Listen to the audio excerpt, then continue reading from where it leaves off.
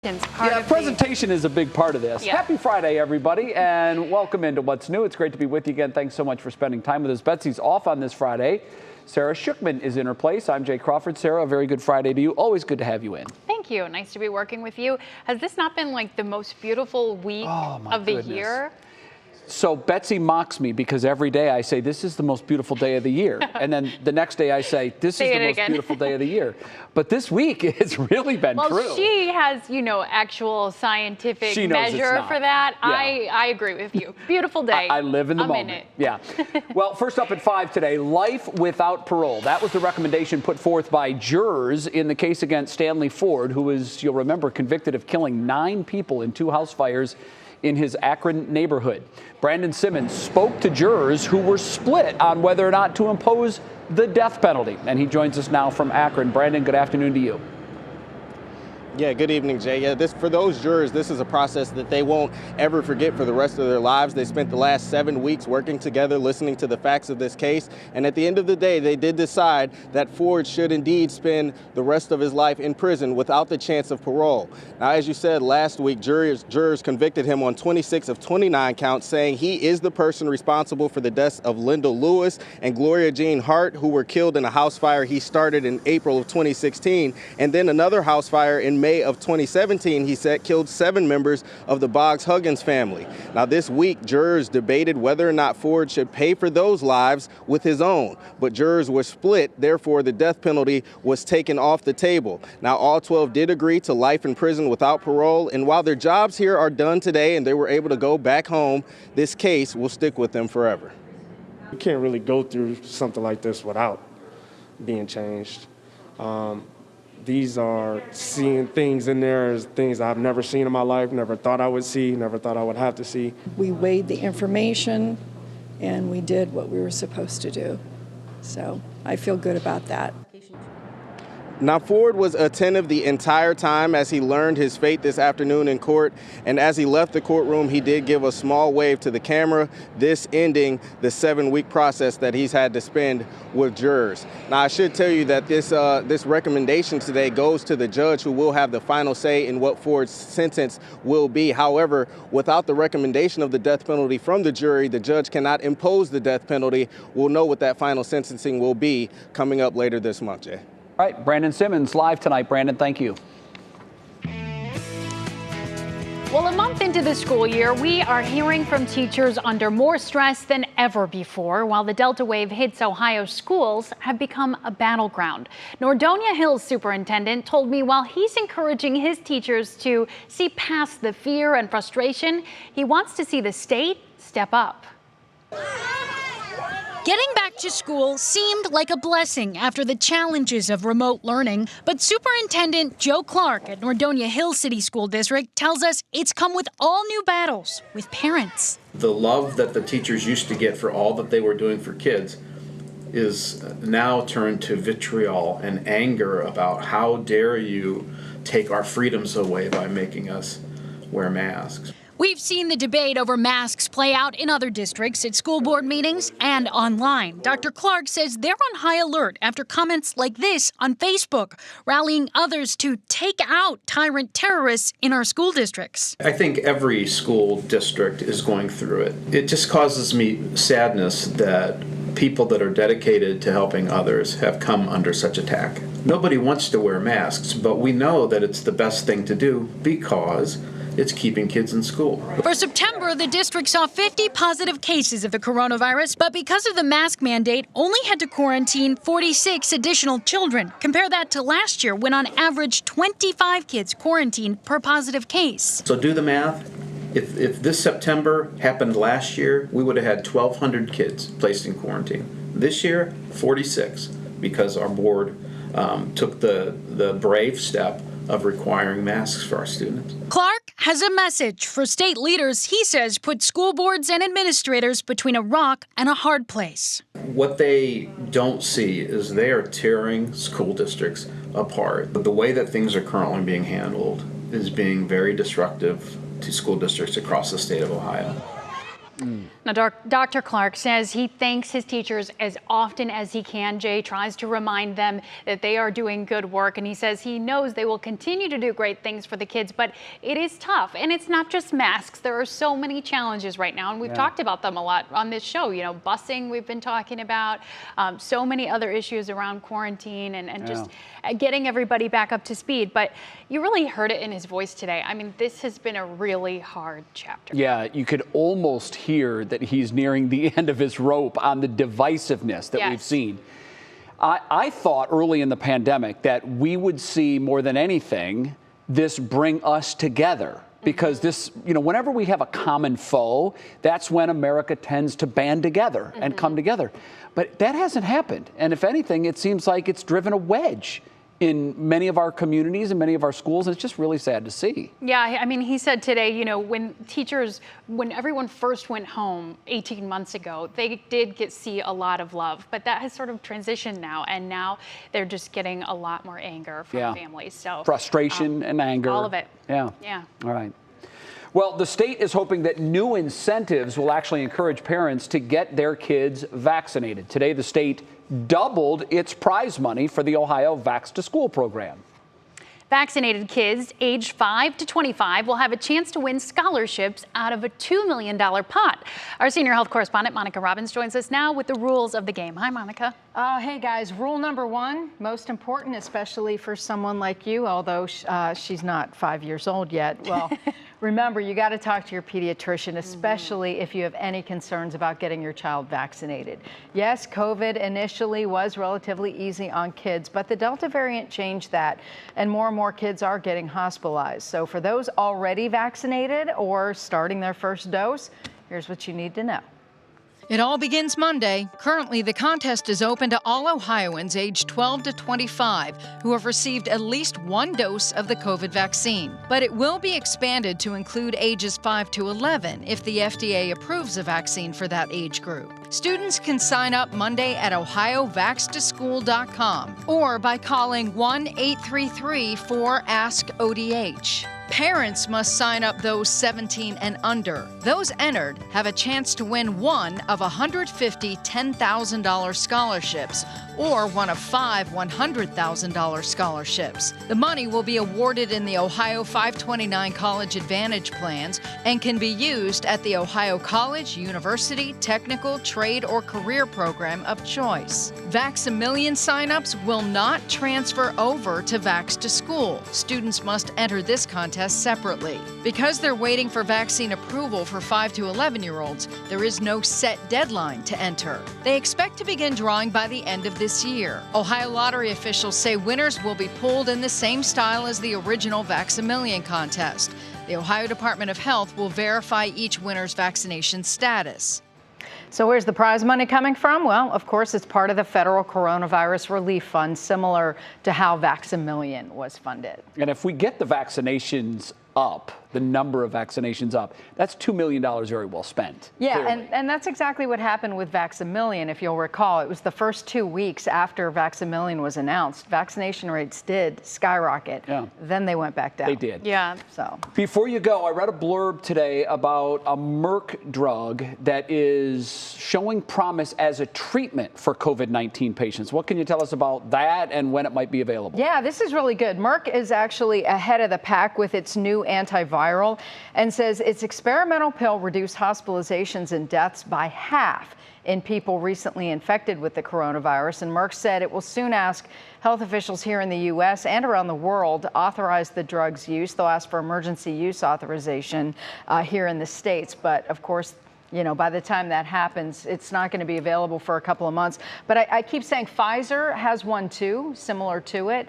And these are really important. If you would, you think about them like the Tamiflu for COVID. Yeah. You know, if you have it, you would take it within 5 days and it will help. It stops the virus from replicating. And it may also be useful if somebody in your household gets COVID. As a preventative. As a preventative. So it is a preventative, not, it's a treatment more than a preventative. Yes, I mean, the bottom line is the goal of this antiviral is to stop COVID from replicating. Yeah. And that's increasingly important these days. You know, that's what's causing all the new variants and the more we spread. So if we can stop it from replicating and stop somebody from getting sick, money. Big part of the Good battle. to see that they're coming up with treatments too, as we see all these breakthrough cases. Yeah, we need more and more of those. All right, thanks, Monica. Thank you. Progressive Field might already be getting ready to upgrade its signage for a new baseball era. The Cleveland Planning Commission will review plans today for a new Cleveland Guardians sign in the ballpark. The proposal calls for it to be scaled exactly to the existing Indian sign that it is replacing. I find you almost have to do a double take to see what is changing there. You do, because DIANS is still the end. Somebody at the stadium Monday for the last home Indians game ever You guys were over there, yeah. told me that he has found his silver lining, that we can still use the hashtag Windians. And I said, yeah, I guess we could, because you're still using win and you're using the end of Guardians, which is DIANS, Windians. So when you see a win streak, maybe you'll see that hashtag. People are finding whatever little small detail they can to hold on to it. Well, change is coming, that's for sure. It is. Well, ahead on What's New, it is back, and so is the crowd. This is great news. The Lion King returning tonight at Playhouse Square, marking the first full-capacity show in over a year. We're going to have a preview. And then Scarlett Johansson and Disney have reached a settlement in their lawsuit. We'll explain the resolution ahead in Pop Break. And it is Friday. That means Jason is here. Jason, what's coming up in the forecast? Oh, Jay, we got another page turner coming out in that forecast. We're going to do it again, though, for tonight. If you're going out, perhaps to a football game or maybe going to dinner, get ready to enjoy some cool and yet seasonable weather. Between 5 and 7, and also 7 and 9, we'll hang out in the 60s, maybe even some 50s. We'll talk about that weekend outlook coming up.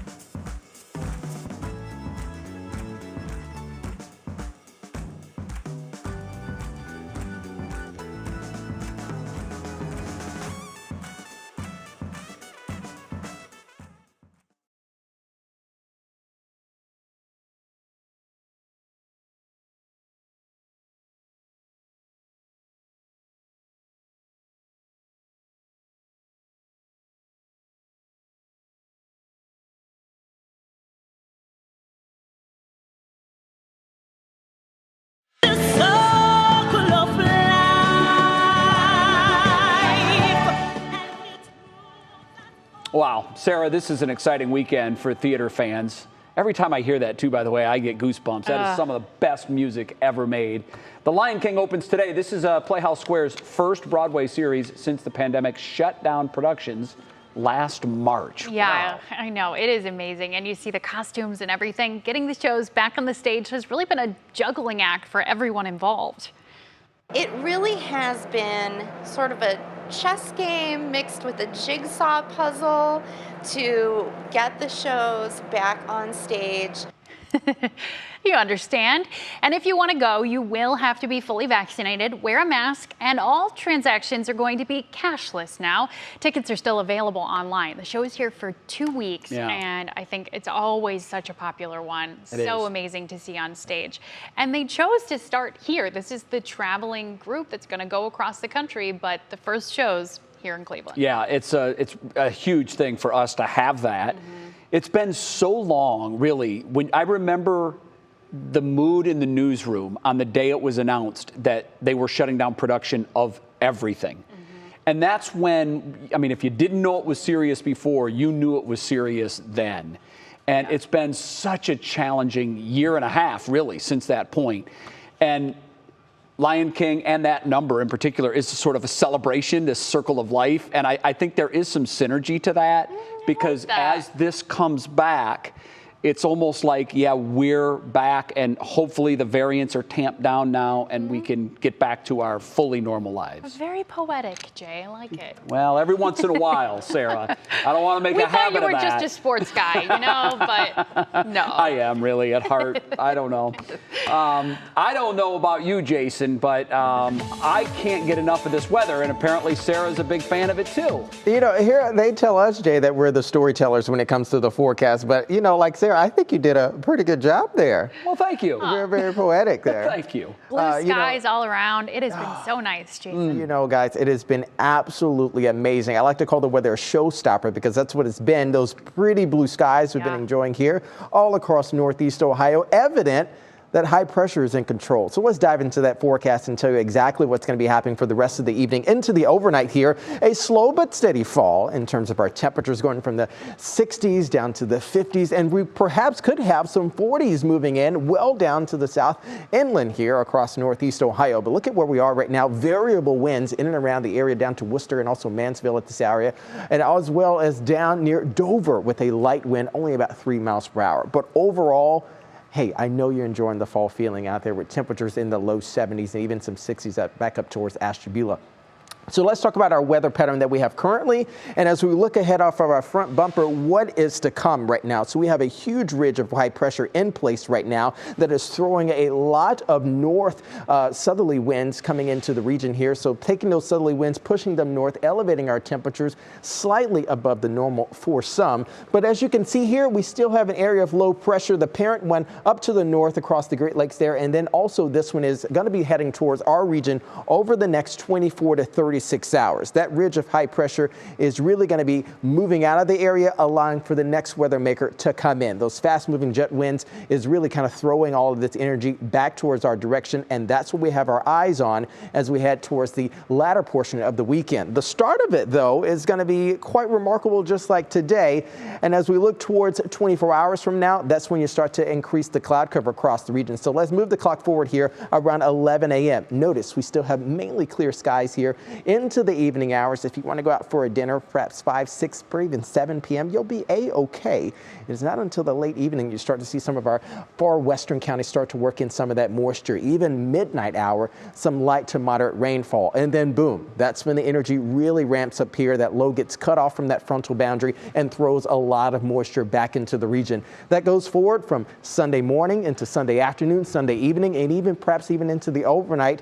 Heading into Monday morning, it is likely going to be a very wet pattern, but for the most part, once you get the heavy rain moving in some parts, the atmosphere wants to squeeze you out all of that moisture, and for the most part, that will likely happen before it even moves in here, and we could be maybe talking about maybe 1, perhaps even 2 inches at most by the time we get this system to move on out of here. Mainly clear, that's what it looks like overall tonight. Upper 40s, low 50s. Mostly sunny for tomorrow, 78 degrees expected there, so that's going to be looking stunning. Your Union Home Mortgage forecast is showing once we keep these moderate temperatures in around the area in the low 70s, we kind of stick around there through the middle portion of next week. Jay and Sara? Mostly 2 thumbs up. I love it. Thank you very much, Jason. See you in the next half hour. Coming up next on What's New, you've all heard of Judge Judy. Now the longtime TV star will have some company alongside. We'll explain who's helping out in a new show. That's coming up in Pop Break. And then wait until you see the moments leading up to this one, the battle between a gator and a Florida man trying to get rid of him. It's ahead in our Worth the Watch. Of course, it's a Florida man.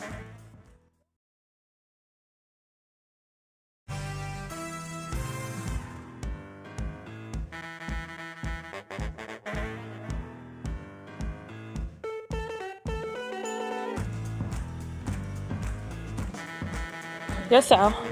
I am.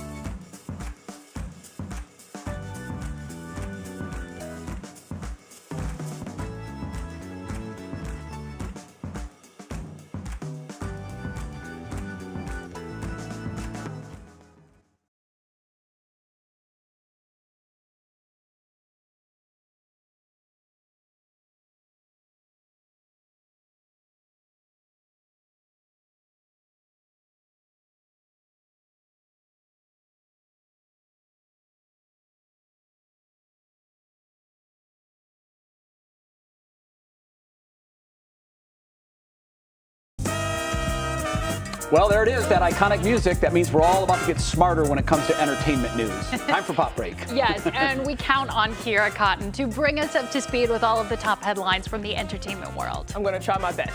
Maybe all now will be right with the Marvel Universe. Scarlett Johansson and Disney have finally reached a settlement in their lawsuit. Johansson sued Disney back in July over an alleged breach of contract for releasing Black Widow on Disney Plus in conjunction with its theatrical release, thus impacting her pay. But now that's all water under the bridge. Johansson issued a statement saying, "I am happy to have resolved our differences with Disney. I look forward to continuing our collaboration in the years to come." Black Widow marked Johansson's first standalone Avengers film after 10 years starring in the franchise. And order in the court. Longtime Justice Judy Shineland is back with an all-new TV series, Judy Justice. The new series tackles a variety of cases, and the 78-year-old still means business.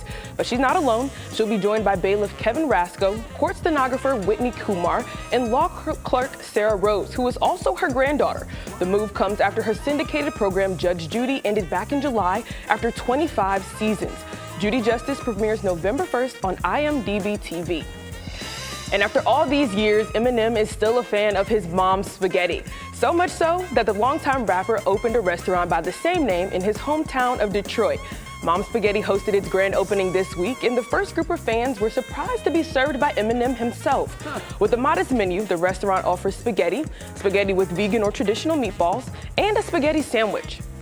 Now, Mom Spaghetti pays homage to Eminem's 2002 hit Lose Yourself that was on the soundtrack for his movie debut, 8 Mile. Are your palms sweaty, knees weak? How you guys feeling? I love that song. You know what I love about the restaurant? It's very it seems like no frills. Yeah. But it does have a touch of his class to it. Yeah. You know, he brings a certain thing to everything he does, and it looks like he has it there. And the window, like the little walk-up window. Yeah, it's an alley. I It's could see an one of alleyway. those in Ohio City. You know, if he decides to branch out from Detroit, we're only a few hours Eminem, away. we would love a franchise. Yeah. Yeah. Let's bring it full circle. Bring I would love spaghetti to try us, Mom's please. spaghetti. Yeah. Could you imagine the surprise when the first customer rolls up and coming to he's the the one window to serving hand your you Mom's dish. spaghetti is Right? Eminem? Right? Wow. All right. Very cool. You'll remember that one. Yeah. Have a Thanks, great Kira. weekend, Key. You too. Well, today's Worth the Watch comes from Florida, where a man managed to trap an unwanted guest, and here's how it happened. This alligator was around outside his home, and he didn't like it. I mean, who would? So he got his trash can and steers the reptile into the bin. Eventually, he gets him in, No. closes the lid. No. No, No, I would never do that. no, you wouldn't. No, I wouldn't. I'm like, he does. Okay. He's successful. That's skill right there. Yeah. Yeah. And that was smart, I think. It was smart the way he did it. but Rolls it down. And then runs. And then leaves the gator out by the lake there, you know? Smart the way he did it, but I'm not sure that the experts would tell you that you should try to do that, because the one thing I learned about living in Florida for 5 years and golfing a lot, they are a lot faster than you would think. They're a lot faster. When they do get their body's weight off the ground and then they just start moving those 4 little legs, they cover ground and they do it in a hurry. I mean, I would not attempt this at all. I would No. call animal control. I would too. But you know what? He's got one heck of a story, and Yeah. I love the fact that there were multiple cameras rolling. Look how Quite he a gets video. that in there. That is just amazing. Please don't try this at home. Not that we have to worry about those reptiles. Not but here, yikes. thankfully. Pretty cool. All right, still ahead here on What's New, painting the town pink. Today kicks off Breast Cancer Awareness Month, and coming up, we'll show you how one local organization is helping out in the fight. Then every Friday here on What's New, we get you ready for your weekend of football tailgating. And today, I'm sharing one of my favorite dishes. Here's a hint. This thing literally couldn't be any easier to make. It's so easy, I can do it. Okay.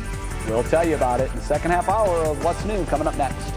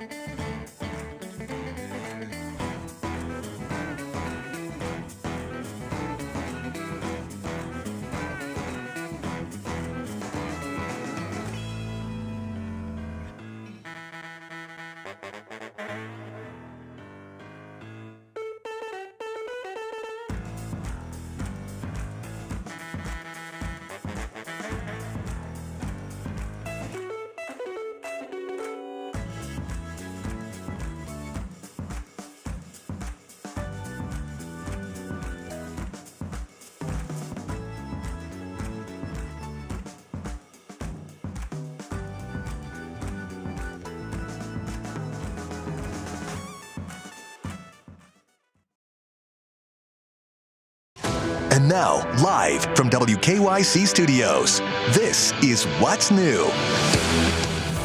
Here are 3 things you need to know at 5:30. A jury says Stanley Ford should spend the rest of his life in prison without parole. Ford was found guilty last week on 26 of 29 charges, including 22 counts of aggravated murder for killing 9 people in house fires. Those fires were set back in 2016 and 17. The convictions left the 62-year-old Ford eligible for the death penalty. He'll be sentenced later this month. Sarah, today officials announced more details on how that Vax to School contest will work here in Ohio. Entries open Monday at ohiovaxtoschool.com. You can also call the number that's on your screen right now. Parents must enter kids 17 and under. Here's the money that will be given away for scholarships. There will be 5 $100,000 scholarships. And then to sort of spread the winnings, 150 separate $10,000 scholarships are all up for grabs. So far, no deadline has been announced. And the drug manufacturing company Merck announced today that its experimental COVID-19 medication reduced hospitalizations and deaths by half. The company says it will ask U.S. health officials to approve its use for COVID treatment. If authorized, it would become the first pill shown to successfully treat COVID-19. As of today, all COVID-19 therapies available in the states, including the antiviral drug remdesivir, require an IV or injection at a hospital or medical clinic. And with that, we welcome you back to What's New. I'm Jay Crawford. Sarah is in for Betsy tonight. I think that's really big news. Yes. The Merck pill, because we have the preventatives in the vaccines, but once you get it, you're kind of at the mercy of the virus and whatever it decides to do to your body. We obviously have some treatments like remdesivir and some of the other drugs, but this would really, I think this would really help. You would see a big decrease in hospitalizations as well as deaths, because the manufacturer, Merck, is saying that you have a 50% chance of avoiding staying out of the hospital and a 50% less chance of dying. So Exactly. That's pretty big. I mean, yeah, we can kind of fight this thing from 2 sides, right? We've been trying the vaccinations and to get that number up and up and up. But this also offers an option for breakthrough cases, which we know we've seen more of as the Delta wave has been happening. And, you know, people with other underlying conditions, things like that, to have treatments available, it's going to save lives. Big step. Absolutely. It's October now, if you can believe it. Fall is here. Really, it's been such a beautiful week, but we move on into October, and today marks the first day of Breast Cancer Awareness Month. And this morning, Free News helped the Today Show paint various cities pink, including our own. On the Today Show, Playhouse Square turned some of its billboards pink, and during Go, Progressive Field turned its scoreboard pink. Here it goes, and there it is. Our Austin Love was there this morning and talked with a breast cancer survivor. Hey guys, that's right, here at Progressive Field, where all morning we were painting the stadium and painting the town pink, and it's all for Breast Cancer Awareness Month. You can see her rocking the pink red as well, and I have Dorian here as well, who is also rocking the lovely pink. And Breast Cancer Awareness Month right now, but you're also a breast cancer survivor, so first, congratulations on beating cancer, but tell us a little about your story. So a year ago at this time, I was diagnosed with breast cancer. That's the news nobody wants to hear. And I've been through active treatment and finished that process, and now I'm on the journey of recovery. So I'm a survivor. Fantastic. And also here with people from the Gathering Place as well, a fantastic organization. What has this organization meant to you and your recovery? You know, there are different layers to a breast cancer diagnosis, and once you get past the medical layer of life and death, you've got to deal with, how do I get through this? And the Gathering Place offers a fantastic support system to live day to day with cancer and recovery and all that comes along with it. Yeah, fantastic. And this month, October, is all dedicated to bringing love and awareness and raising money for breast cancer and survivors, and also finding the cure. What does this month mean? There's so much support in this month in love. Tell us a little bit about that. What does that mean to you? You know, it's an acknowledgement that this affects so many people, and you know, it can happen to anyone. And if it doesn't happen to you, it can happen to your mom, your sister, your coworker, your neighbor. And so it's just getting the word out that women need to be aware and get checked, and you know, we can go through this together. Dorian, thanks so much for being with us here today, and congratulations, and wish you all the best as well. So we're going to be celebrating Breast Cancer Awareness Month all October here on 3, so stay tuned for that. But again, thank you so much for everyone what they're doing for breast cancer awareness. But for now, guys from Progressive Field, back to you. All right. Obviously taped early this morning. It's really, October, to have a whole month dedicated to awareness and raising money.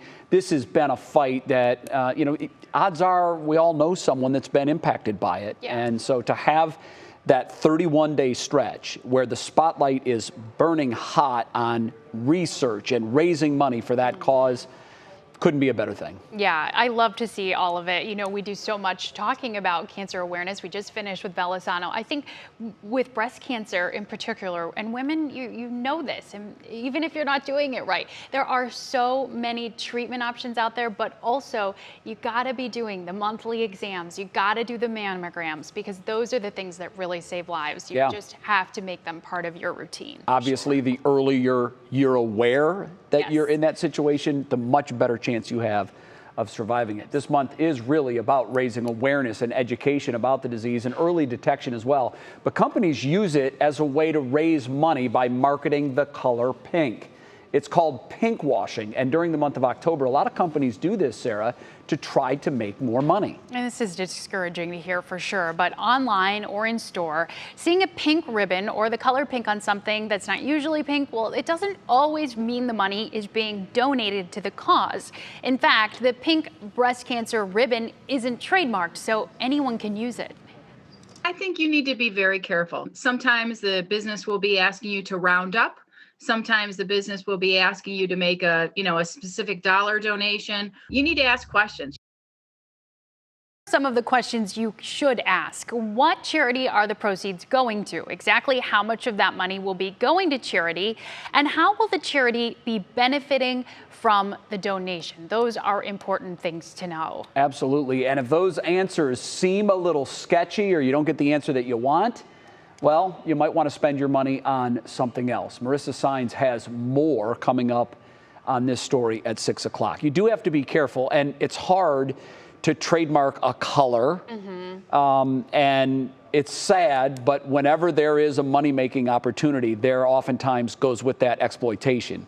And I feel that this is exploitive, where people might assume because they see that pink ribbon, oh, I'm buying this and I'm helping raise money for cancer research or breast cancer awareness, when in reality it's not going there. I think you have to realize maybe there are two components to this. Wearing pink and seeing the ribbons everywhere, and if you want to purchase an item like that, I think it is great because it raises awareness of the things that we can do. But on the other side, if you want to use your money towards research or to help breast cancer survivors or patients, that's something very different. And you want to investigate any charity you're going to go donate to. No, that's great advice. Not just this one, any charity, because they all have different building blocks and models for how much the money goes to. That's why with your Belisano and the bike rides, one of the things that really caught my attention about that is all the money.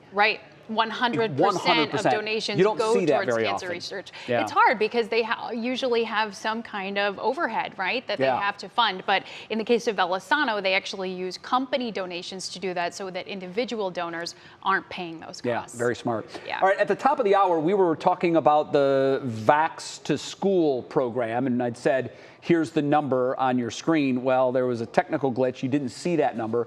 So here is that number right now. If you want to enter your child into the Vax to School contest, there's the number 1-833-4-ASK-ODH. And you can call between the hours of 9 in the morning and 8 in the evening. And we talked about this, but parents have to be the ones to enter the minors in for these winnings. Yep, everybody's 17 and under. Well, next year on What's New, WWE wrestler and the Parma native The Miz is taking on a new challenge. He dishes on what it's like to trade in the wrestling ring for the dance floor. Then I'm going to try my hand at cooking my favorite dish. This is my favorite dish to bring to a football party. I love buffalo chicken dip. Now, I need to say in advance, I don't know where these pictures came from, but they're not mine. Mine tastes delicious, but it probably doesn't look quite like that. We'll be the judge of that. Okay. But first, let's send things over to Jason. How's the weekend looking? And oh, it looks so good, Jay. You should just go ahead and just say it was yours. I mean, it was taken in your kitchen there. It's so disingenuous, though. and everybody's going to see what mine looks like in a minute. They will. They'll see it live here, right here on this program. Hey, it was a beautiful day, a very, very nice finish to our week here across Northeast Ohio. Did you get out and maybe bike, maybe run, do some exercise? You have one more day to do it before the weather changes. We're going to talk about it coming up in that full forecast.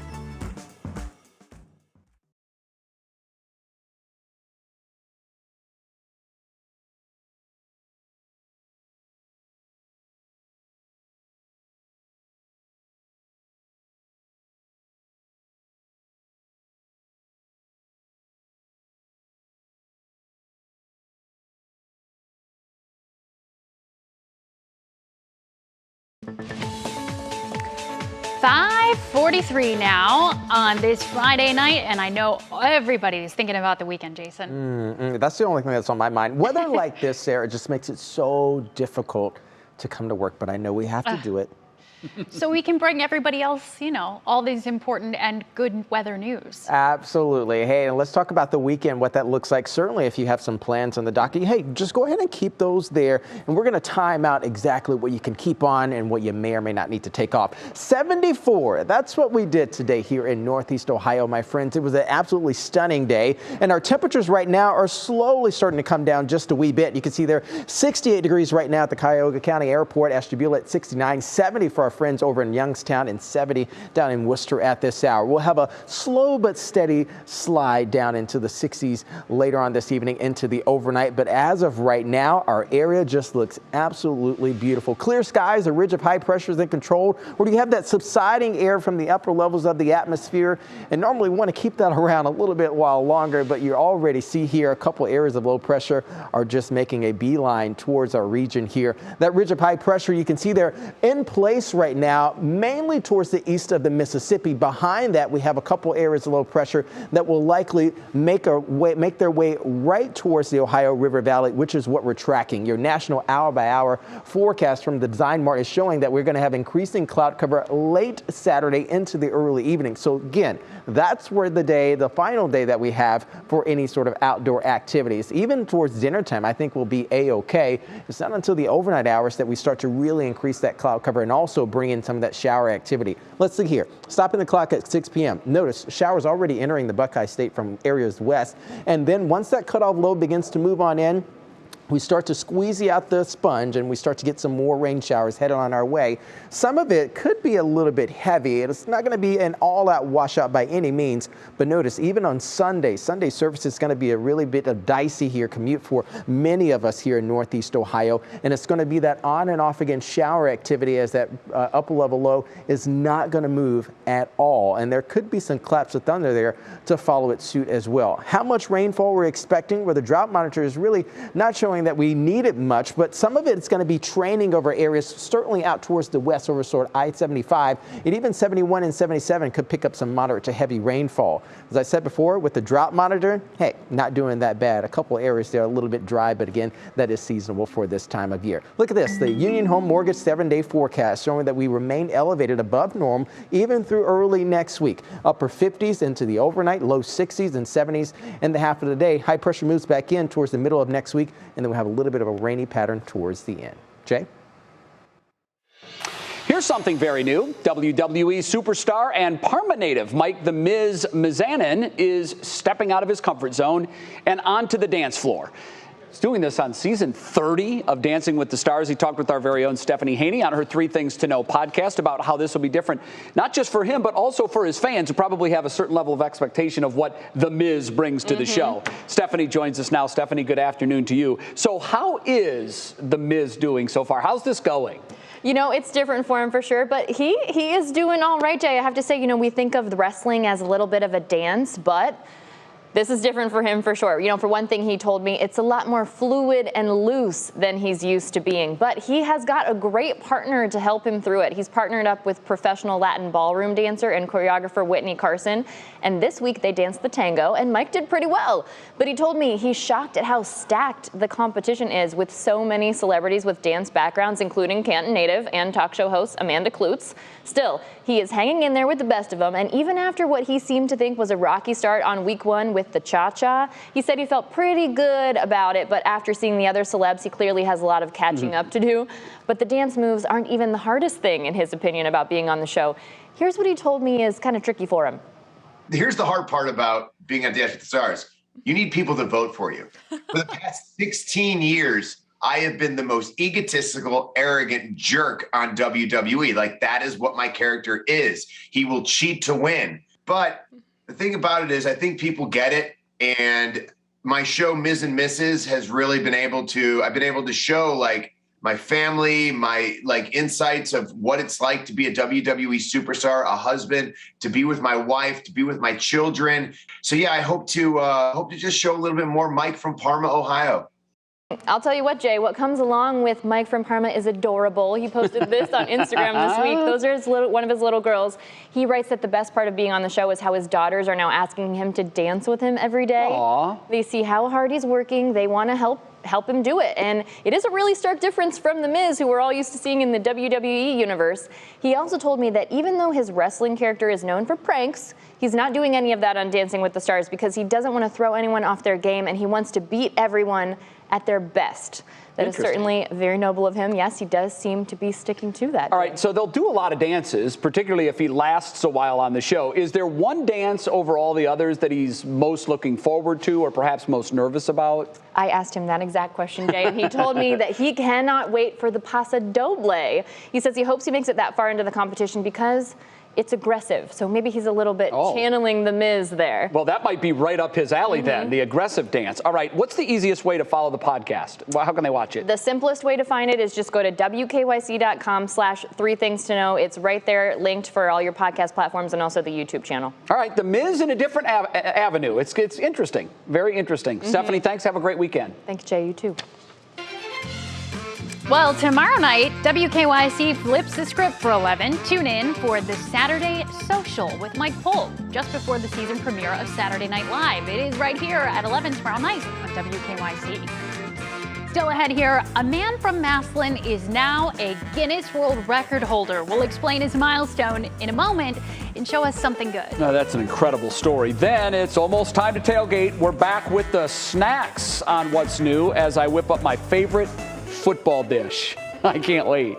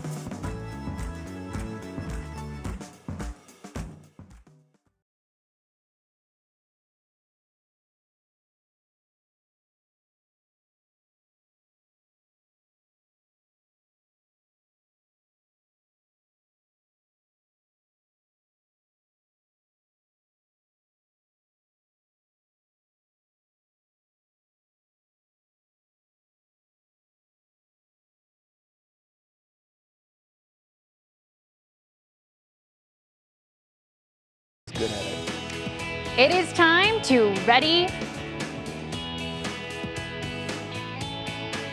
It is time to ready, set, snack as we head into another football-filled weekend.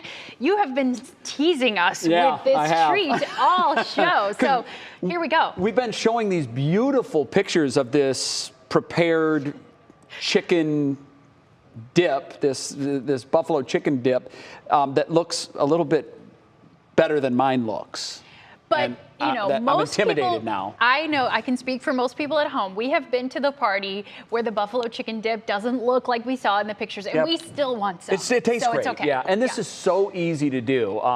Here's my little recipe card, so I'm gonna read off of this. But basically, what you do, it's pretty much three things.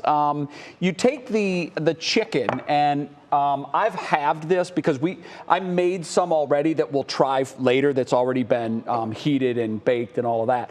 But you use 8 ounces of cooked chicken. So that's pretty easy. You gotta shred it so that you get a little bit in every bite. Very good, yes. Because the large pieces then makes it really difficult to eat. You can look like, Can't scoop it very well, right? Then you use a half a cup of Hidden Valley Ranch and a half a cup of Frank's buffalo sauce. Now, Sarah and I were talking earlier. I like things hotter. So I would probably go like 2 parts Frank's to 1 part ranch, but nobody else would like it. Particularly the people that I typically eat this with. Then there's the cheeses. There's a half cup of crumbled blue cheese and 2 cups I put the 2 cups of shredded chicken. I said 8 ounces, it's 2 cups.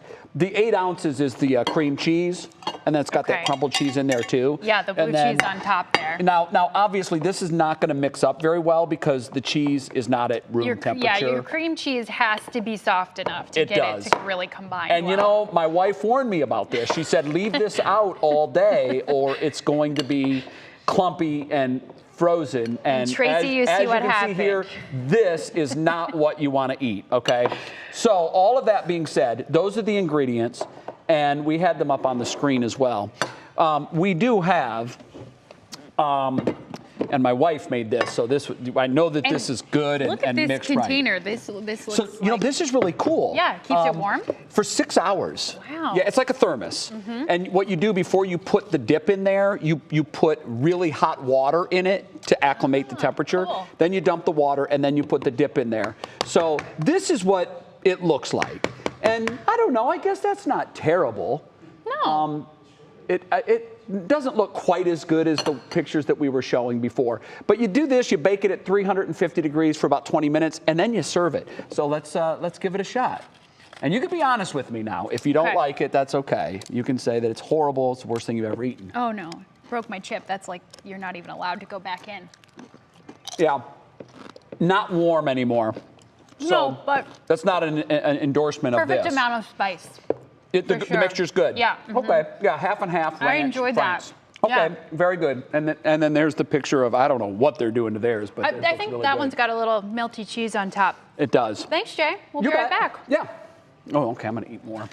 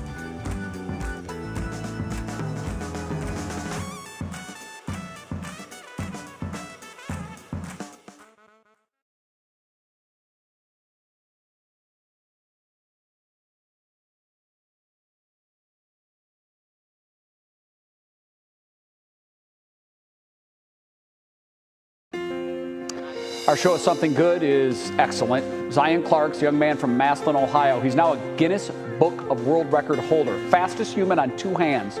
Ran 20 meters in under 5 seconds. He hopes, Sara, to become the first athlete ever to compete in the Olympics and Paralympics in the same year. He's gunning for 2024 as a wrestler. He is an incredible inspiration. He is something special. Yeah. We're out of time. We're back Monday at 5. We hope you have a great weekend. Yes, enjoy it. What Matters Most with Russ starts right now.